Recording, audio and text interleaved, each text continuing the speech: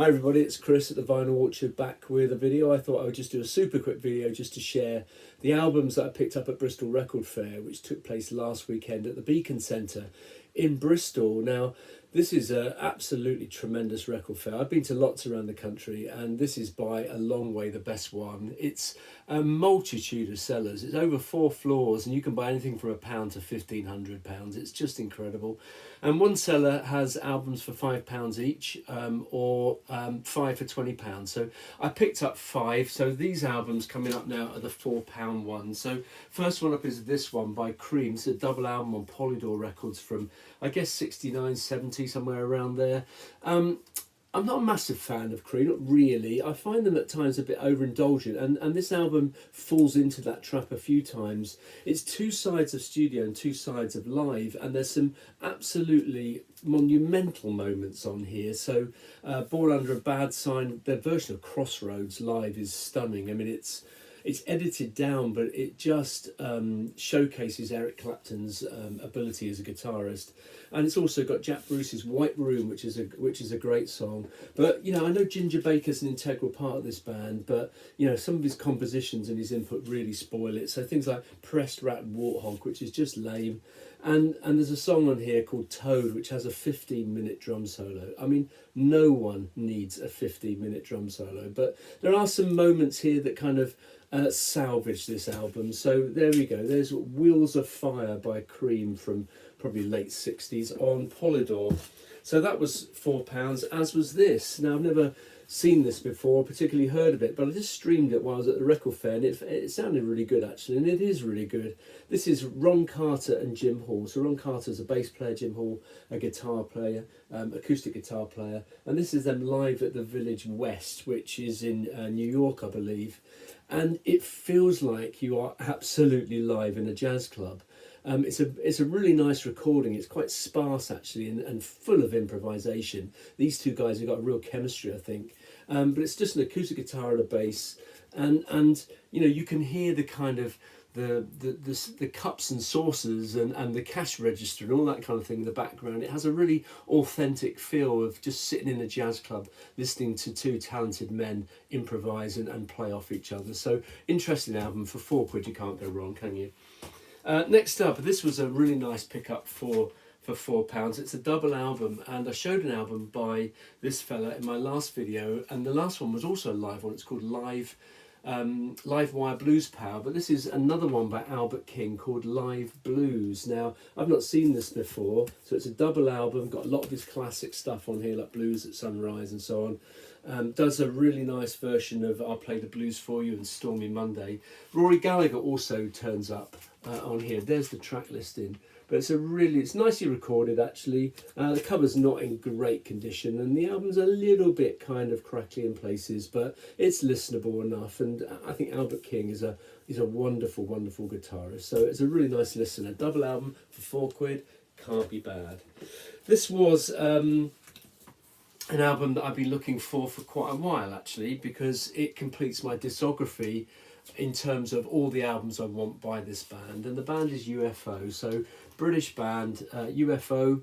They were formed in the early 70s actually, and were kind of like a space rock band, and then this fella joined, Michael Schenker, so German guitarist who I'm sure if you like hard rock you'd be very familiar with.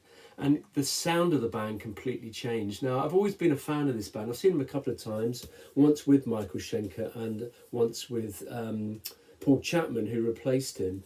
And Paul Chapman has associations with this band almost from this era actually, because he played with them to make them into a 5-piece when they became a live band. So it's got a couple of classics on here. Doctor Doctor is on here, for example, and of course they're absolutely classics on Rock Bottom is on here. Almost, I think the studio is the definitive version. Lots of people like the live version on Strangers in the Night, but I love the version on here. It has one of the greatest hard rock guitar solos, I think, ever. And the tone that Michael Schenker gets from his guitar, his amp, is it's very distinctive, actually, and just so melodic. Absolutely brilliant. The only version I think comes close to the studio is if you go on Spotify and you listen to one of the BBC concerts that features Michael Schenker and Paul Chapman playing sort of dual lead stuff. It's really good version, extended version of it, but really pleased to pick that up. So I've got all the albums by Schenker and a couple by Paul Chapman and one of the early space rock albums. So pleased to add that to the collection. So that's how many have I done so far? That's 4 so far. Next one up is this one. This was the one that made up the 5 albums for £20, and I heard of this band, but I didn't really know much about them. So this was quite a blind buy. I just wanted to find another album so I could get the £20 worth, really. So this is an album produced by the band Backdoor, kind of a jazz rocky album. It's recorded at Electric Lady Studios, which is on 8th Street in New York, I'm guessing. And there's the chaps there. It's a kind of, as I said, a jazz rocky kind of album. It's okay. The bass player Colin Hodgkinson is very talented man, actually. He seems really good. But yeah, if you like jazz rock and maybe a little bit of fusion, it's okay. I don't know how many times I'll play it, but it's not bad just for £4. So I picked up those 20, and towards the back end of the day, I went back and had a look to see if there had anything else left, and I unearthed another £5 album, which I probably wish I'd got instead of that Backdoor album. But I found this.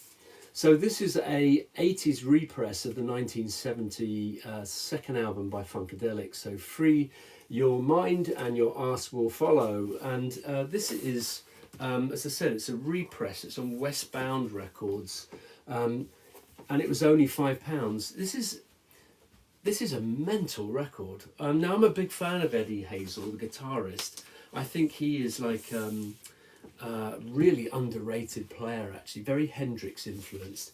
And the title track, Free Your Mind, I mean, they were definitely on something when they recorded that. It's just one great long psychedelic jam, and if you like that kind of thing, then you're going to love this album. So it's a really interesting album. It's probably less bluesy and more funky than their debut, and it's really psychedelic and certainly a really interesting listen. So and that was £5, so that was great. Couple of other albums. Again, these were cheap, so I managed to pick this up just for £5. This is the second album from Saxon. So I love the new wave of British heavy metal for many reasons. I kind of like that sort of music anyway, but also, you know, I was in the sixth form at this during this time, and these kinds of bands were the bands that I went to see really regularly. So I saw Saxon a couple of times, including on this tour actually, and whilst I'm not a massive fan, they are good fun live and a good rocking band. And, you know, the opening song, Heavy Metal Thunder, which sounds like it should be, you know, a really contrived number, is actually really good. It's just got a pretty poor title. But that song and 20,000 Feet, which opens at the side too, they're almost the same song really, but it's good, loud, brash metal from 1980, so glad to pick that up. And the last one, I know this album is seen by many people, my friends who love jazz, as being a real classic, and so I picked up, just for £6, I picked up Mingus by Charles Mingus. This is seen as probably one of his classic albums, I would have thought. It's an 80s repress of this 58 album. Now, I think it was 58 or 59. It certainly came out in the same year as Time Out. Moaning by Art Blakey, I think, came out that year, Kind of Blue. So what a classic year for jazz. But this is on CBS Jazz Masterpieces. I've got a couple of things actually on that particular label. It's a really nice pressing, and for £6 the vinyl is absolutely immaculate. It's really good, so really pleased to pick that up. And I've only played it once through, and I'm not massively familiar with it, so but I do really like Better Get in Your Soul and Goodbye Pork Pie Hat. Great track, so really getting into that and enjoying it. So there's my 8 albums from Bristol Record Fair. Tell me what you think in the comments below, and we'll catch up really soon. Cheers.